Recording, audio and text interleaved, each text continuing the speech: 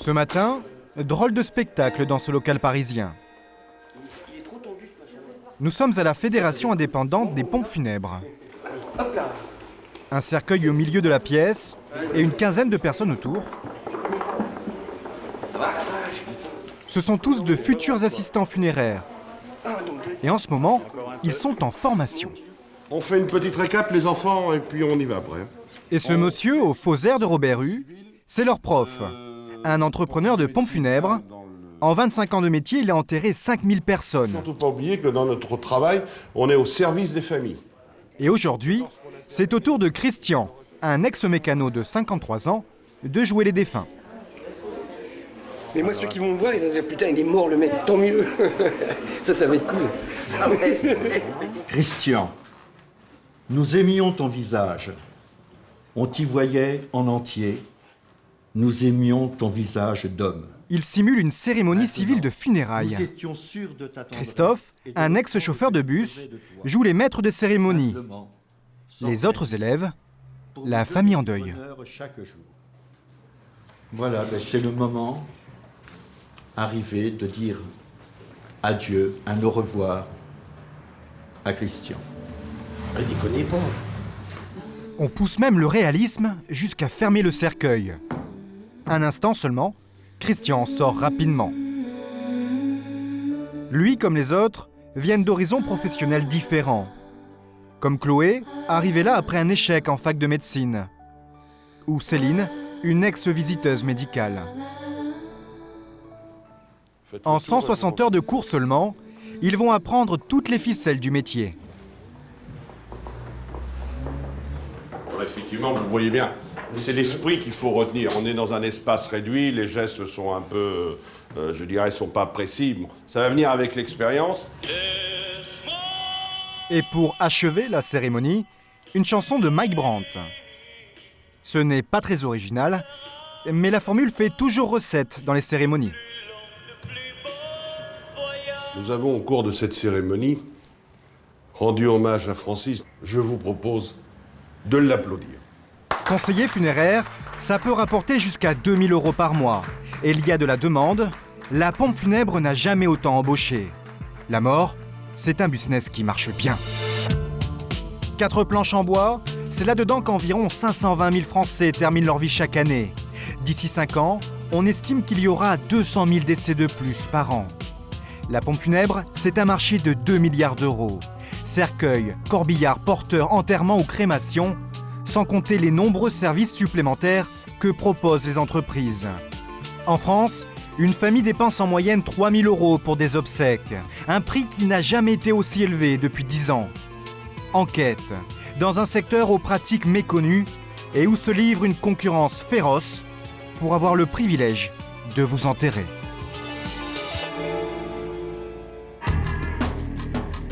Toulon, dans le sud de la France. 300 jours de soleil par an, une ville où il fait bon vivre et finir ses jours. Un habitant sur 3 à plus de 60 ans, c'est plus que la moyenne nationale. 20 sociétés de pompes funèbres se partagent le marché des funérailles. Et parmi elles, il y a celle de Claude Delesse. Dans le métier depuis 30 ans, il a une vingtaine d'employés et passe pour un patron très exigeant. On peut vraiment aller, vous devez un peu là. Ce matin, comme toujours, il inspecte l'état des corbillards. Et là, il n'est pas très content. J'aimerais que de temps en temps, quand même, vous voyez, l'intérieur, ça me ferait plaisir de les voir nickel chrome. Une miette de fleurs séchées, reste du dernier convoi funéraire, cela suffit à l'énerver. Poussière, vous voyez, des taches, un petit peu de poussière. On vend de la pompe funèbre, donc il faut que ça soit nickel, tout.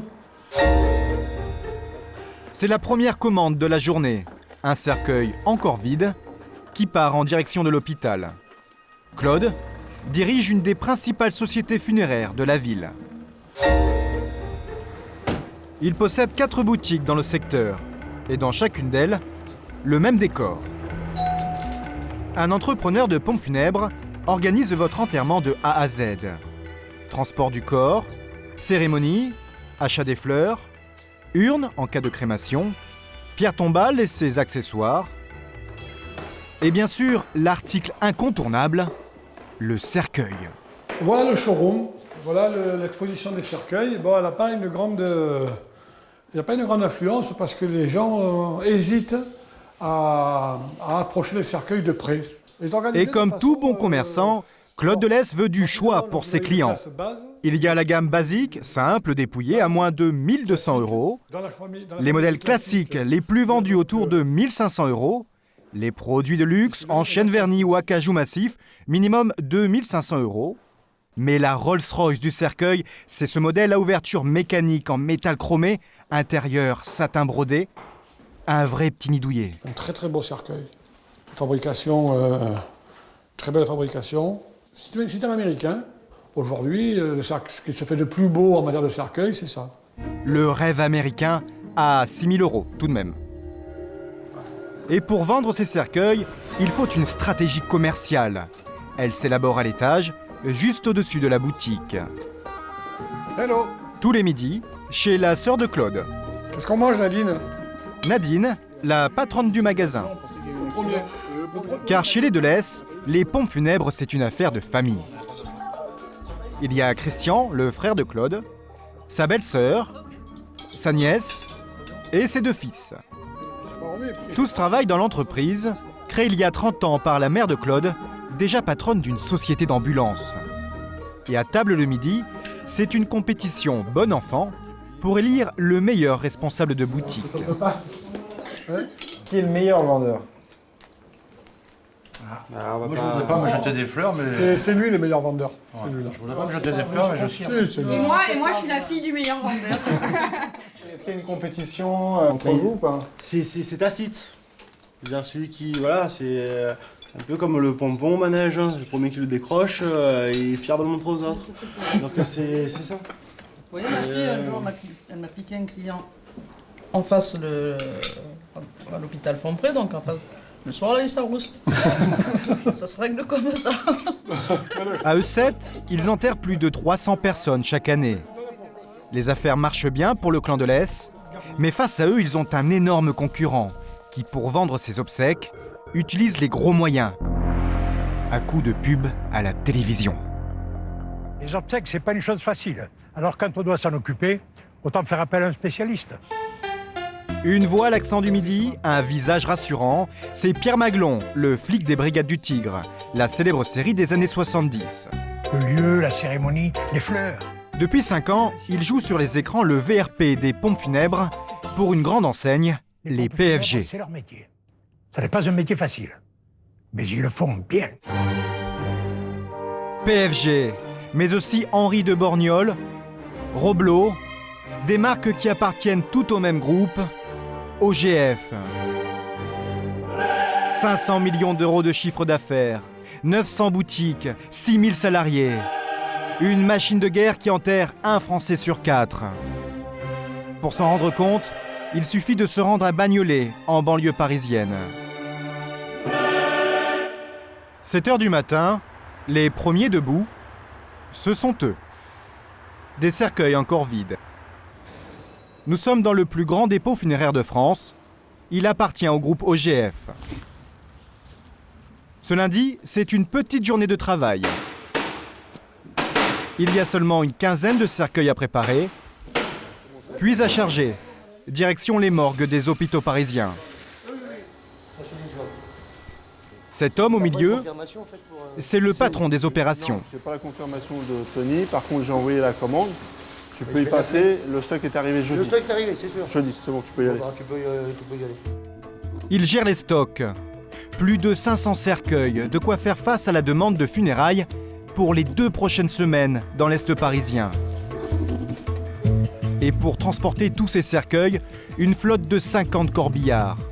Du plus classique à la voiture de luxe réservée aux hôtes de prestige.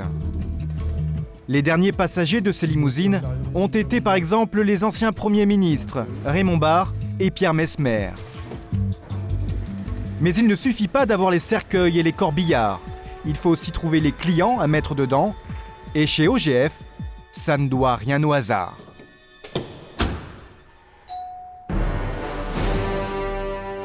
Richard Ferré, directeur marketing. C'est l'homme clé de ce géant des pompes funèbres. Dans son service, une trentaine de personnes étudient à l'aide de statistiques les évolutions de la population française. Objectif, déterminer où et quand les gens vont mourir.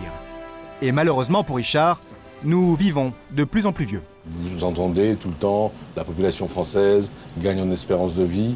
On gagne aujourd'hui un trimestre par année d'espérance de vie. On vit plus longtemps, on vit mieux, donc il y a moins de décès. Et puisqu'il y a moins de morts, il faut se battre pour les enterrer, être le premier. Pour cela, Richard utilise une méthode redoutable. Mélika, elle travaille sur le géomarketing. Le géomarketing. Un relevé ville par ville de tous les hôpitaux, maisons de retraite et cliniques. C'est-à-dire les endroits où l'on meurt beaucoup. En fait, une fois qu'on mélange toutes ces données, on essaye de repérer en fait si l'endroit est bien disposé pour accueillir soit un nouveau point de vente ou quelque chose comme ça. À Toulon, par exemple. Là, en l'occurrence, j'ai 4 points de vente à Toulon. Et puis bon, en jaune, on s'est mis nos points de vente.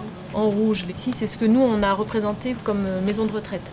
Ici, les haches qui sont un peu cachées, là, ici, ce sont les hôpitaux.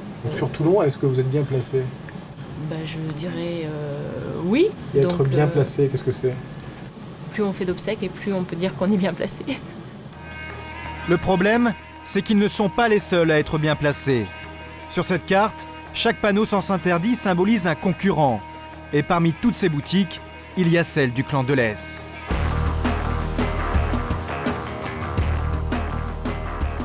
Avec 30 ans de métier derrière lui, Claude n'a pas besoin d'un logiciel sophistiqué. Il connaît par cœur les bons gisements de sa ville natale. Là à gauche, il y a l'ancien hôpital, l'hôpital Fompré, l'arrière de l'hôpital, tu vois, le bâtiment blanc avec le dôme. Vous connaissez tous les hôpitaux, les maisons de retraite? Ah, t'es obligé. Tu connais tous les hôpitaux, tu essayes de te mettre au courant des projets en cours, de façon à se préparer, à préparer l'avenir. L'hôpital, c'est là où ont lieu 8 décès sur 10. Et justement, Claude vient de miser un gros coup sur une nouvelle zone stratégique. Donc voilà, le nouvel hôpital qui devrait ouvrir d'ici. Cet hôpital doit ouvrir dans 3 mois et il sera le plus grand de la ville. Claude, enfin stratège, a repéré bien avant tout le monde la future sortie de l'établissement, 50 mètres plus bas, à la place de cette grille. Donc voilà, là on est quasiment à l'entrée du futur hôpital. Et devinez ce qu'il y a juste en face. Donc en vous tournant, vous apercevez notre magasin. La nouvelle boutique de Claude, derrière les arbres. Les familles en deuil sortant de l'hôpital passeront forcément devant.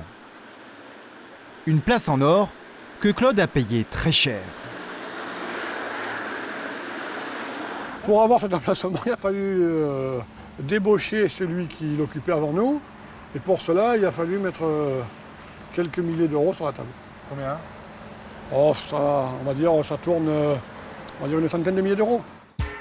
100 000 euros, juste pour racheter le fonds de commerce de cette boutique. C'est 5 fois le prix du marché. L'ancien propriétaire, un traiteur, a fait grimper les enchères car, juste à côté, il y a un concurrent, Roblo, une des enseignes du groupe OGF. Et selon Claude, il est moins bien placé que lui. Les gens qui sortiront de l'hôpital arriveront et donc passeront là. Il faudra qu'ils passent devant chez moi pour continuer et peut-être apercevoir mon confrère.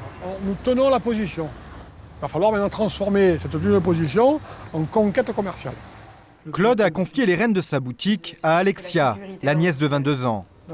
Sur Toulon, les Delesse sont à présent au coude à coude avec le concurrent OGF. 4 boutiques chacun. Pour remporter la bataille commerciale, Claude n'a pas les moyens de se payer une grande campagne de pub. En vieux briscard, lui, préfère les bonnes vieilles méthodes, le bottin téléphonique. En matière de publicité dans les pages jaunes, vous avez des petits pavés qui valent à peu près 500, 600, 700 euros, qui sont des pavés pas très grands, assez petits. Pour être bien visible, Claude, lui, débourse 20 fois plus d'argent que ses concurrents. Pour s'offrir cette pleine page en noir et blanc, ça coûte 10 000 euros par an, mais selon lui, ça rapporte. Il mesure ça en nombre de convois funéraires. 10 000 euros par an, ça va représenter environ 3-4 convois en chiffre d'affaires. Donc 4 convois, si vous faites 4 convois, vous avez équilibré, le chiffre d'affaires. On va dire, On va dire ça vous rapporte, je sais pas moi, 35, 40 convois par an, 50 convois par an. À 2500 € les obsèques en moyenne chez lui, cette page de pub lui rapporte donc 125 000 € de chiffre d'affaires. Mais pour gagner encore plus d'argent, l'entreprise de Claude doit réussir à vendre à ses clients des services supplémentaires. Quel âge vous avez, monsieur? L'âge qu'on me donne. Cet après-midi, Nadine, la sœur de Claude, reçoit un monsieur de 74 ans, venu organiser ses obsèques à l'avance, comme 20% des Français. Et 54. Et il est un peu près de ses sous. Donc au niveau de la crémation... Il veut une crémation toute simple. Nadine lui propose en plus la location d'un salon funéraire, c'est-à-dire un endroit où les proches pourront se recueillir avant les funérailles. Que l'on vous transfère dans une chambre funéraire.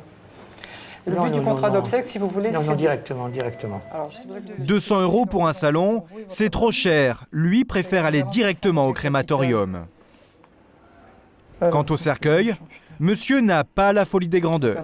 Dans les modèles d'incinération, il y a 3 modèles. Hein. Donc vous avez là après du peuplier. Et une peuplier. Le modèle de base à 400 € lui suffit. Personnellement, je suis parti sur celui-là. C'est vrai que les autres sont bons, mais pour aller au feu, ça sert à quoi? Ce monsieur ne dépensera pas beaucoup pour ses obsèques. Il a fait son choix la tête froide. Mais en général, les clients qui entrent dans un magasin après un deuil, dans la douleur, attention à la marche, hein. Ont parfois du mal à résister aux sollicitations des vendeurs.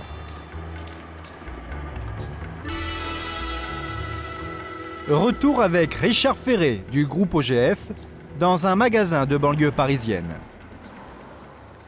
Quand vous entrez dans une boutique comme celle-ci, on vous présente d'abord ce petit classeur bleu contenant toutes les prestations possibles lors d'obsèques. Effectivement, quelles sont les principales étapes, si je puis dire? Une vingtaine de pages pour vous proposer des dizaines de services payants. Par exemple, le soin aux défunts, le fameux salon funéraire pour vous recueillir, ou le convoi funéraire avec 3 voitures. Des obsèques qui peuvent atteindre les 5 ou 6 000 €. Mais pour dépenser beaucoup moins, il y a un service de base, le minimum légal, cercueil, corbillard et chauffeur, 1 393 €. À ce prix-là, le cercueil est très bon marché. On va être concret, le cercueil, il a combien dans le service de base? Voilà, vous l'avez là. Donc le cercueil, 505,20 €. Le cercueil Zéphyr, c'est un cercueil en bois blanc. Il ressemble à quoi, là? Lorsque nous demandons à voir ce cercueil bon marché, cela semble poser un petit problème. Alors on y va, alors vous allez nous montrer le cercueil de base, là, on va voir le cercueil de base. Voilà, Isabelle, c'est... Ah, c'est pas tabou, quand même. même. Non, c'est pas ça. Non, mais on a dit qu'on parlait pas de cercueil, c'est juste ça, moi. Finalement, ils nous conduisent dans leur salle d'exposition. Il y a là toute leur gamme de cercueils, du premier prix à 1 058 € au modèle grand luxe en acajou à plus de 6 000 €. Mais aucune trace du fameux cercueil de base à 505 €. Nous demandons la raison, écoutez bien, le vendeur est un peu gêné. Où est-ce qu'est le cercueil le moins cher ici? Là. Et pas dans le showroom? Pas dans le showroom. Pourquoi? Parce que c'est un cercueil en bois blanc, simple, très simple. On peut imaginer que ce cercueil-ci, que vous avez là, c'est le même que celui-là en bois blanc. La seule différence, c'est que ce cercueil est 2 fois plus cher. 2 fois plus cher. Il est en chêne. Il n'est pas en bois blanc. Bref, en général, on fait tout pour ne pas vous vendre le cercueil le moins cher. Nous avons voulu le vérifier en caméra cachée dans plusieurs boutiques appartenant à 4 sociétés différentes. Nous nous faisons passer pour une famille en deuil. J'ai décidé ce matin et je viens vous voir pour avoir des renseignements, savoir comment ça se passe. Notre motivation, acheter pour notre pauvre grand-mère le cercueil le moins cher pour une crémation. Si certains vendeurs, comme cette dame, ne cherchent absolument pas à nous en dissuader, c'est vraiment le basique. Hein. Il est correct, hein, parce qu'on n'a pas de cercueil qui ne soit pas correct, mais c'est vraiment le basique. Hein. C'est celui-là. D'autres, en revanche, ne tiennent pas le même discours. Dans cette boutique, le cercueil de base n'est pas exposé pour une raison très simple, selon la vendeuse. Il n'est pas moins cher. On a un cercueil qui n'est pas ici, qui est réservé vraiment pour des familles très démunies, presque indigentes. Un cercueil à 400 ou 500 € est donc selon elle réservé aux miséreux. La vendeuse manque pour le moins de tact. Mais chez le concurrent tout proche, ce n'est pas beaucoup mieux. Lui va nous faire culpabiliser.